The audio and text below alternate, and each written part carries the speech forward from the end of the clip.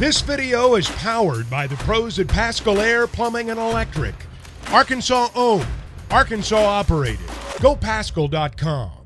Blake Lovell of Southeastern 14 here on Halftime. Blake, we've had you on the show previously, but it's been a bit. How you doing, man? Yeah, doing well, guys. Good to talk to you again. Yeah, it's obviously a fun time of year. Just finished up at the SEC Tournament here in Nashville, and now getting ready for, I'd say, a few SEC teams made it to the NCAA Tournament. So. Yeah, you got a few SEC teams that are in. We got to watch one tomorrow. Yeah, Pitt, Mississippi State ought to be a pretty good game. I think that definitely will whet our appetite for a good tournament. Yeah, no, it's an interesting first four type game because I mean Mississippi State, it's like you know how those Mississippi State games this year. It's like strength on strength. Can Mississippi State's defense slow down the other team's offense? Because you know Mississippi State offensively is not great, but man, they've been able to put it together defensively and beat some pretty good teams this season. So I think that will definitely be a fun matchup. Pitt's a good offensive team. It's a great Mississippi State's a great defensive team. So yeah, whoever wins there. I think actually has a pretty interesting path ahead, perhaps, with Iowa State up next. I guess it's Xavier after that. So. Blake, hey, man, Matt Jones here. I want to ask you, Houston's my favorite team as far as who I'm picking. I got Houston, but can you make a case for which out of these number 2 seeds, Arizona, Marquette, Texas, and UCLA, which out of these number 2 seeds would you make the strongest case for? Yeah, I think, honestly, when I look at just the way the bracket falls, I feel like UCLA, I don't hate their path at all. Mm-hmm. Now, obviously, you know, injuries play a role there, and Clarkson, you know, the injury there, that's significant, but I still look at that part of it. Now, the possible matchup with Gonzaga in the Sweet 16, you know, that's one that they probably wouldn't love based on, you know, the way the Zagas are playing right now, but, you know, the 2 seeds are interesting. It's like, I really like Arizona, but I think Arizona could run into, you know, an Alabama team that, to me, they're the number 1 overall seed for a reason, so I think that's kind of a tough matchup. Mm-hmm. I'll be honest, like, the East, to me, is the one that I think has the most wildest possibilities of who you could get coming out of there, because I don't know if that's, I think it's an indictment of Purdue as the 1 seed, but, you know, can Marquette navigate a Michigan State and then maybe a Kansas State or a Kentucky at their best? You know, so I think that's a tough one. Texas, man, I don't know. Like, they've got A&M or Penn State in the second round, and those are 2 teams that are playing some pretty good basketball. So I'd probably go UCLA, although I can't say I necessarily love the path for any of the 2 seeds, honestly. What do you got on Arkansas versus Illinois? It's a team that's got a lot of bigs. Yeah, Illinois is big. Illinois is big, and Arkansas struggled against some teams that have true bigs. That's the million-dollar question, because I think with both of these teams, it's sort of like, what are you going to get? Because I think you have 2 teams that are very similar in a lot of ways offensively. When you just look at the statistics, you know, it's kind of like pointing at each other and trying to figure out, you know, what is the big difference for these teams offensively. And like you said, that's certainly a team that has some size. What I like about this Illinois team, and I don't know if this will be the difference in the game, but, you know, they have guys who have been here before. I mean, Arkansas, you know, Davis been here before, and but you look on the other side, right? Terrence Shannon, who was at Texas Tech when they're having success. Matthew Mayer, of course, won a national championship at Baylor. You know, guys like that who have been in these spots and understand what it takes to make that jump. Meanwhile, you know, you do have a lot of new guys kind of leading this Arkansas team, and I think that's another aspect when you just look at it from that standpoint and trying to figure out, you know, who's going to have the edge here, because shooting-wise, guys, listen, if this is anyone out there, if you want to watch great three-point shooting and great free throw shooting, search elsewhere, because you're not going to get it in this game. You know, because Arkansas has obviously struggled there this season. Illinois is pretty much the same in that regard. They don't shoot it well. They can't really make free throws. But 2 teams I think you're going to see, at least you should see, in attack mode here, trying to get those points inside the perimeter. But, yeah, I mean, team with size, going up against Arkansas, rebounding, crucial, and just can Arkansas hit some shots, right? I mean, that's what it comes down to me. They're just a team that has not been effective hitting jump shots. When teams force them to shoot the ball outside the paint, can they make enough of those shots consistently to win a game like this? That's the big question for me. Blake, I got to know who your Cinderella is. If you had to take one or two teams that are going to be like a double-digit seed, I guess they necessarily don't have to be a double-digit seed, but who do you got as a dark horse, as a Cinderella this year? Well, here's what's interesting is that I think it actually happens to wind up being in the West with Arkansas, because I think it's the team that if Arkansas gets by Kansas, they could play in the Sweet 16, guys. If you look at that, St. Mary's, VCU, UConn, Iona, that group of four right there. I think those are very fascinating first-round matchups, both in the 5-12 and the 4-13. Now, would I be shocked if UConn and St. Mary's come out of that? No, because they're a 4 and 5 seed for a reason. But, the Iona, Rick Pitino effect there with Iona. Could he put a game plan together to beat this UConn team that is really good, but maybe they weren't exactly where they were earlier in the season? VCU against St. Mary's, I think VCU, Mike Rowe's done a great job there. Hey, could we get a VCU Iona second-round game? Certainly possible. So I keep my eye on that part of things. Some of the other teams, I think you could look at kind of, as you said, some of those sort of lower seeds that could make a run. I said a minute ago, guys, I think the winner of Mississippi State and Pitt against Iowa State, whose strength is defense, especially if it's Mississippi State, they need to play those kind of teams to make a run. I wouldn't hate the winner of that maybe being a surprise team that could do something. Unfortunately for Texas A&M, I think you can throw in a 10-seed Penn State in that category just based on how they're playing. Keep an eye to me on that Furman-Virginia game. I think I'm sorry, Virginia fans, if there's any out there listening right now. I can't imagine there's a ton. But if you are, unfortunately, Virginia's always a team we kind of circle. But I would zone in on that St. Mary's, VCU, UConn, Iona part of the bracket in the West, because I think there's a lot of fun possibilities maybe with a couple of those teams. Yeah, Virginia's let me down too much in the past. I don't know if it's been the last 12 years or so. I put Virginia in the Sweet 16, and it's like every other, they'll let me down. I like Shaka Smart and Marquette and what they're doing. I'm just a Shaka Smart fan. I'm a Kelvin Sampson fan as well. I think they're just, Houston looks like they're tough, like they're tougher than everybody else. Yeah, well, that's the thing is everyone's, and me included, when we saw the bracket revealed, right, and you see Auburn's there in Birmingham as a 9 seed against Iowa, all of a sudden everyone we're kicking up into high gear. I see all the Auburn fans. Well, now we're in a great spot. We got a chance to beat Houston. I don't know.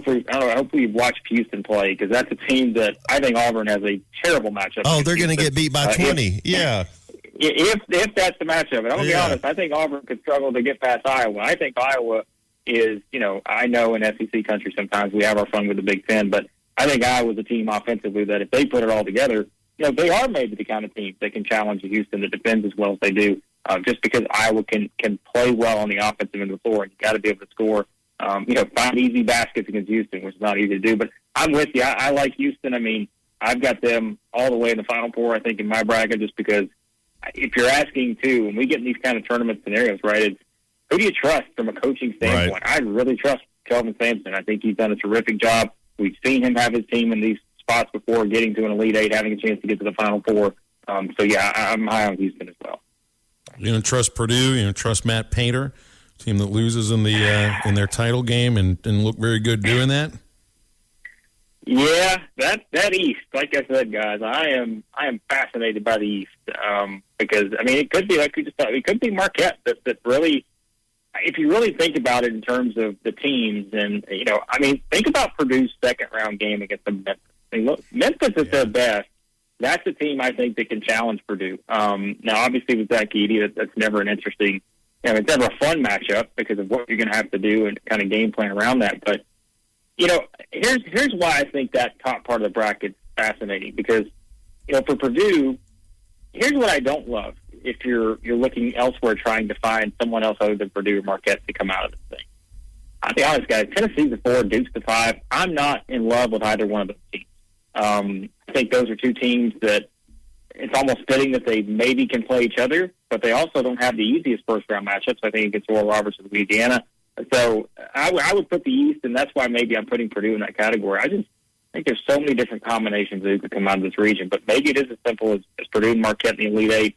And maybe it's Marquette getting the Final Four. So, A&M is underseeded. Is that you feel pretty solid about that? They were really good in the SEC season. I know you got to take the non-conference, and it means just as much as the conference season. But I almost feel like, and I didn't like it when they did it, but I can understand why you would view it this way too. You remember when the committee was supposed to take the final 10 games of the regular season into account? If they were to take those final 10 games, A&M would be like a 5 or maybe a 4. Because they were really, really good in the SEC. It would be the same with Missouri, but that's what they got to go by. I'm with you. I understand why they got rid of the last 10 game, criteria and all that, but that's where you can also look at it and say, and this is where I'm at on this with A&M, and they were not a 7 seed. At worst, A&M was probably a 6. And I was saying, well, it's only 1 seed on it, but I thought their proper seeding was a 5, but they get a 7.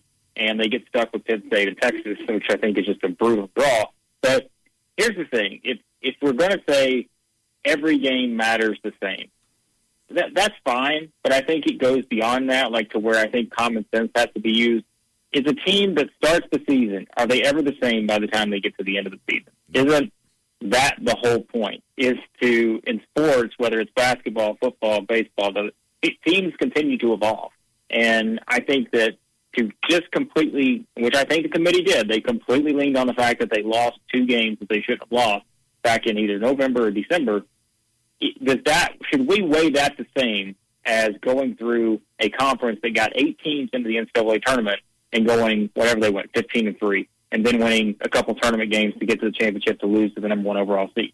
I don't know if I buy that. And so that's where I think we sometimes move so far in the direction now of the computers and the predictive metrics and all this. I got nothing against the advanced stats. They help move things along in a lot of areas. But I just think this is one where, from a basketball perspective, you can't tell me the team that's playing right now is the same team that played in November and lost a game to Murray State or whoever it was.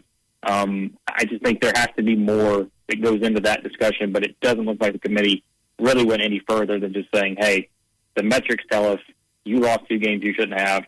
We're going to knock you for it. And that's that. I had a conversation with a guy who works on college hockey broadcasts, and I just picture this, Blake, because we're talking about the metrics and the mathematics and net ranking and strength of schedule and all that stuff that the committee is supposed to take into account. But I think they're also supposed to take into account the eye test and watch these games. Could you imagine a world like college hockey where they have automatic bids, but they also just have their at-large bids are decided just out of the computer, like strictly out of the computer, like it was the BCS. I mean, that would ruin so much of the fun of college basketball for the last 2 to 3 weeks of the regular season, and Selection Sunday would be a total dud. So, I mean, we argue about this and that, and I have absolutely no. I don't care about Vanderbilt not making the tournament, just like I didn't care about A&M being the 69th team last year. It's like, win a game, win another game, and then maybe you would have made it in. And I don't feel like if you win the NIT, then you're showing the committee that you belong there. No, you just won a lesser tournament. But could you imagine a world where like this just became just mathematics? I hope that never happens. I can see it happening eventually. Unfortunately, I think that's where things are moving towards, and that's way down the road. But it is something to think about, right? And I'll tell you this: another thing I was thinking of watching the seeding play out, and this is honestly why I was kind of surprised Arkansas got seeded as an 8, because as we started to see some of those seeds come out, I was thinking, oh my gosh, is Arkansas going to get punished too here in terms of maybe they wind up as a 10 or something? You just never know, but. I think the SEC has gotten a clear message the past couple seasons, and it's not just the SEC. I think other power conference tournaments have, in a certain sense. What does the conference tournament matter at all? It doesn't. I think it's very clear that unless you're a team trying to steal a bid, and maybe you're that last team on the bus, whatever you want to call it, maybe it matters somewhat just because you need to get a win. Elsewhere, it doesn't mean anything. I think it's very clear the committee has made their decision. The SEC tournament was not valued this year in hardly any way whatsoever. It wasn't valued last year. That's the message I think that has been sent. And so I don't ever want to sort of do away with conference tournaments. But I think you have to always also go into it, and coaches maybe have to know going into it now, it does not matter when it comes to your NCAA tournament seeding. That's been very clear in the SEC. So. Well, At least we're in a world where apparently like you're going to go to a 70-team tournament or something like that, or more. I mean, like a 90-team tournament. We're almost at 70 right now, but I mean, like Blake, this is like a perfect. It's like a perfect event. Why change it? Why change it? I mean, we're going to say, all right, add another 22 teams. I don't think the tournament needs 22 more teams. Yeah, I'm with you, but boy, we know who's going to love that money that comes in from those extra 22 teams, those extra however many games that would be, because that, to me, that's what it's about. It's more opportunities to air more games, to expand contracts, and get more television time. It's just, to me, that's what it's about, because we say this every year about the bubble. And I've seen some people say throughout the years, well, this is a great bubble. Let's be honest. Has there ever been a great bubble? Like, there's really never been a great bubble, no matter how many teams have been in the tournament. If you're telling me that, man, that, 74th team is, boy, they're so good. Well, if that was the case, they'd be in the tournament. And so I think that's always my thing. If you expand it to 90-something, then what? Then we're going to be arguing about the 100th best team out of 300-and-something teams that should have got in. It's just it's wild to think about, but I do think that's the direction we're headed. So, all right, last thing. Well, Chris Beard's going to be the head coach at Ole Miss. No surprise, Somebody hired Chris Beard. Lickety split. It's the first hiring, or one of the first hirings of the coaching carousel. Texas did the right thing by letting him go. But Ole Miss has their behinds covered because there's no charges, even though, we know, and Scott's been texting me about this. I mean, when it comes to domestic violence, a lack of charges doesn't mean it didn't happen. But they have their cover, and I'm not surprised in the least bit. Yeah, not surprised at all. It was something, I think, as soon as they made the move to fire Kermit Davis, you saw the timing of it. People were asking, why would they do this now? That's exactly why they did it, because they wanted to get a head start, knowing who was out there and knowing that if other teams made that same move, that they would be perhaps behind the eight ball in terms of being able to lure him there, like you just said, knowing at the time that all charges were dropped, and that was the basis of moving forward. And so, I still have we talked about this morning and some of the stuff we were doing for our website, and it's still just it's a weird conversation to have based on everything you just said about just kind of how everything unfolded, and knowing that he's going to be the next head coach at Ole Miss, and from a basketball perspective, hey, he was the top available guy on the board. Let's call it what it is in terms of if you want to have success on the basketball court, the guy's going to win. But it does feel kind of strange talking about it just in terms of what we know and what we know that happened from a, just report, all that, just everything that was out there. And now look up, and there he is, welcome to the SEC and joining a league that's, where a lot of good coaches in this league. And so, it's an interesting discussion for sure. BetOnline remains your number one source for all your sports betting this season. Everything from the NFL and bowl season to esports. You'll find the latest odds, team matchup info, player news, and game trends at BetOnline. BetOnline features live betting, free contests, and live scores for almost any sport or game imaginable. We're the fastest and easiest way to bet on all your favorite leagues and events. Head to betonline.ag to join and receive a 50% welcome bonus on your first deposit. Make sure to use the promo code BELIEVE to receive your rewards. That's BLEAV. BetOnline, where the game starts.